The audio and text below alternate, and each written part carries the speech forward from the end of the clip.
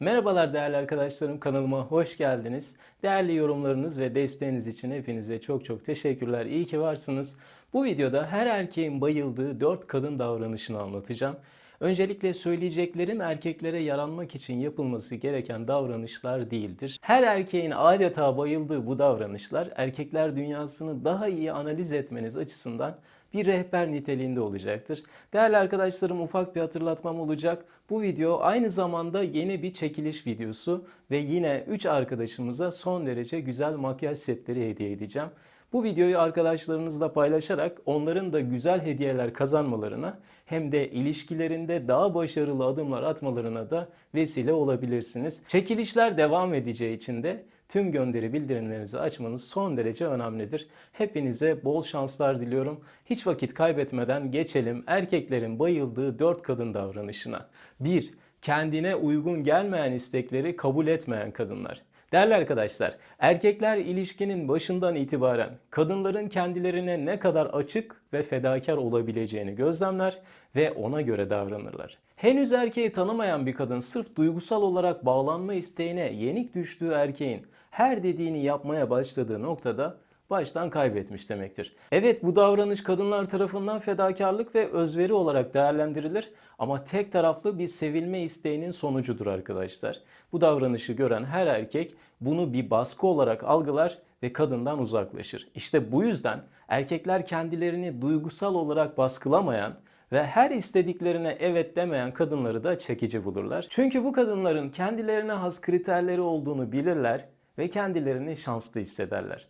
Bu erkeklerin kendini şanslı hissetmesinin asıl nedeni kadının bu konuda da seçici olduğu ve mutlaka bir kriteri olduğu için erkeği hayatına dahil ettiği gerçeği olur arkadaşlar. Kendine uygun gelmeyen istekleri kabul etmeyen kadınlar erkekler tarafından gerçekten çekicidirler. Bazı erkekler bu konularda başlangıçta sinirlenseler de bu kadın ne istediğini bilen bir kadın, ona saygı duymazsam hayatında olmam gerçekten zor olacak diyerek kadına gerçekten saygı duymaya başlıyorlar. Fakat burada önemli bir nokta var. Sırf erkeği uğraştırmak için ya da daha çok bağlanmasını sağlamak için her isteği reddeden kadınlar da erkeğin daha çok uzaklaştığı kadınlar oluyor ve itici kadınlara dönüşüyorlar. Geçelim erkeklerin bayıldığı ikinci kadın davranışına. Erkeğin savunmaya geçmesine sebep olmayan kadınlar. Değerli arkadaşlar, erkekler kendilerine savunmaya geçtiklerinde kadınların üzerlerinde baskı kurduklarını hissederler. Neden beni aramıyorsun?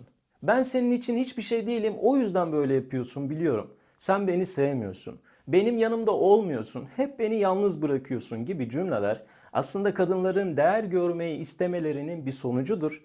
Ama erkekler için tek ifade ettiği şey savunmaya geçmem gerekiyor, onu ikna etmek zorundayım gibi bir duygu durumu oluyor arkadaşlar.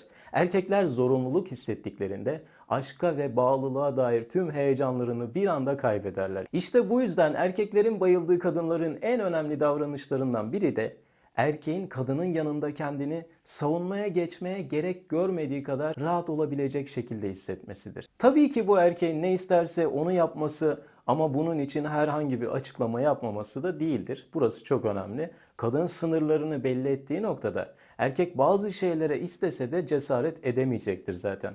Erkeklerin bayıldığı kadınlar erkekleri devamlı olarak sorgulamaya da çalışmazlar. Kapana kısılmış bir erkeğin tek yapacağı şey o kapandan kurtulmak için bahaneler uydurmak ve savunmaya geçmektir arkadaşlar. Burası da çok kritik. Bir erkek hayatındaki kadının kendisini sorgulamadığını ve nefes alması için fırsat bıraktığını gördüğünde kendiliğinden anlatmaya başlayacaktır. Anlattıkça da daha fazla açılacak, daha da bağlanmaya çalışacaktır. İşte bu yüzden hayatınızdaki erkek devamlı olarak savunmaya geçiyorsa, bahanelerle kaçma yoluna girdiyse buradaki kendi rolünüzü de mutlaka hesaba katmalısınız. Tabii ki normal olmayan bir erkekten de bu tarz bir davranış bekleyemezsiniz zaten. Doğru bir davranış yanlış bir insanda işe yaramayacaktır.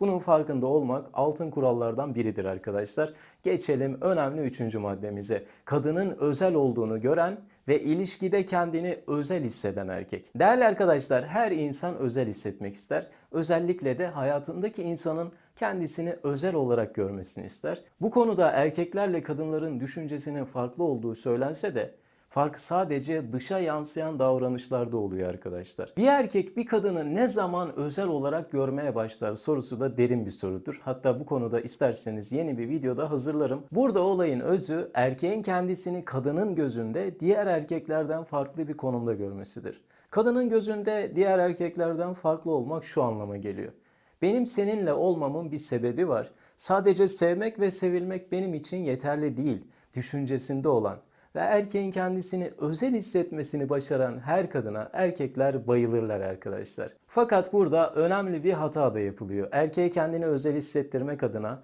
erkeği sadece övmemek, sanki bulunmaz Hint kumaşı muamelesi de yapmamak gerekiyor. Evet, seni seviyorum ve benim için özelsin ama hayatımda olsan da olmasan da hayat devam edecek mantığında bir ilişki tarzını koruyan kadınlar her erkeğin saygısını fazlasıyla kazanırlar. Geçelim dördüncü maddemize. Erkekler uğraştıklarına değeceğini düşündükleri kadınlara bayılırlar. Değerli arkadaşlar, bir erkeğin yaptığı güzel şeyler için takdir görmesinin ne kadar önemli olduğundan diğer videolarımda zaten bahsetmiştim. Takdir edilmek erkeklerin daha da heyecan duymalarına ve ulaşmak istedikleri hedefe varmak için daha çok adım atmalarına yol açacaktır. Bunu zaten sürekli olarak söylüyorum. Bir erkek için en büyük hedef sizsinizdir. Size ulaşmaya çalıştığında yaptıklarını görmezden gelmeniz ya da onu horlamanız sadece intikam hissini harekete geçirecektir.